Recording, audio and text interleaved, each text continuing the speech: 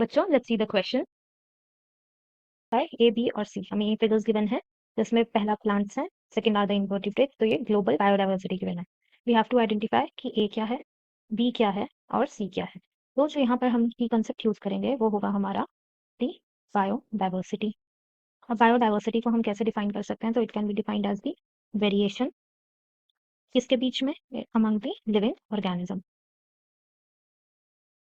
From different sources. अभी different sources कौन कौन से होंगे? जैसे कि लैंड हो गया, राइट, मेराइन यानी कि हमारे जो सी में मिलेंगे, और डेजर्ट्स हो गए, रेगिस्तान हो गए, राइट, इकोसिस्टम्स। अलग अलग इकोसिस्टम में से जो लिविंग ऑर्गेनिजम्स हैं उनके बीच जो वेरिएशन होगा उसे हम बोलते हैं दी बायोडाइवर्सिटी। तो बायोडाइवर्सिटी जनरली हम देखते हैं तो 3 टाइप की होती है।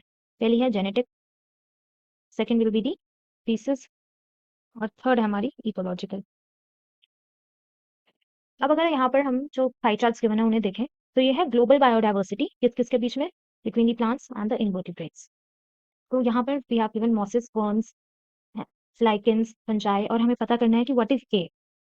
So here in the case of plants जो A होगा that will be the algae, and in case of vertebrate अगर हम देखें, और जो सेकंड पाई चार्ट है वो किसका है, इनवर्टिब्रेट्स। इनवर्टिब्रेट्स कौन होते हैं? जिनके पास वर्टिबल कॉलम ना हो, ये वो एनिमल्स होते हैं। यहाँ पर हमें क्रस्टेशियंस गिवन है, the largest portion insects given है, और अदर एनिमल ग्रुप्स गिवन है। तो जो सी है दैट इज द मोलस्क्स।